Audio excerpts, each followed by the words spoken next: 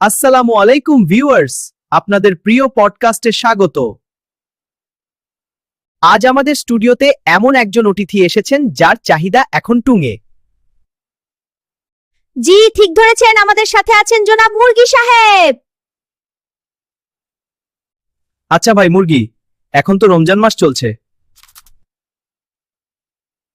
বাজারে গেলেই শুনি আপনাকে নিয়ে হাহাকার। তা বর্তমানে আপনার বাজার দর কেমন যাচ্ছে? বলবেন না বিলি ভাই, নিজের দাম শুনে আমার নিজেরই মাথা ঘুরে যাচ্ছে। বাজারে গেলেই মানুষ আগে আমার রাতে জিজ্ঞেস করে, তাই নাকি? মনে হচ্ছে আমি এখন সোনার চেয়েও দামি। ঠিকই বলেছেন, তবে মানুষ তো ইফতার আর সেহরিতে আপনাকে ছাড়া কিছু ভাবতেই পারছে না। হ্যাঁ ঠিক বলেছ। আপনার কি মনে হয় না রমজানে সবাই খাবারের পেছনে একটু বেশিই দৌড়াচ্ছে? হ্যাঁ তা তো বটেই। দেখুন বিলি ভাই, রমজান হলো ত্যাগের আর ইবাদাতের মাস, কিন্তু সবাই এখন ব্যস্ত কোন রেস্টুরেন্টে ভালো মুরগির রোস্ট পাওয়া যায় সেটা নিয়ে। মানুষ যদি পেট ভরার চেয়ে মন শুদ্ধ করার দিকে বেশি নজর দিত, তবেই রমজান সার্থক হতো।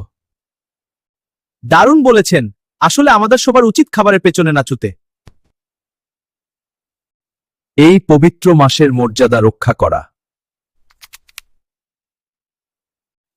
দামি মুরগি খেয়ে পেট ভরালে হবে না, দয়া দিয়ে মন ভরতে হবে। আজকের মতো এখানেই বিদায়। মুরগি ভাইয়ের দাম কমুক আর আপনাদের ইবাদত বাড়ুক, এই কামনায় আমি বিল্লি এবং সাথে আছে মুরগি ভাই। আল্লাহ হাফেজ।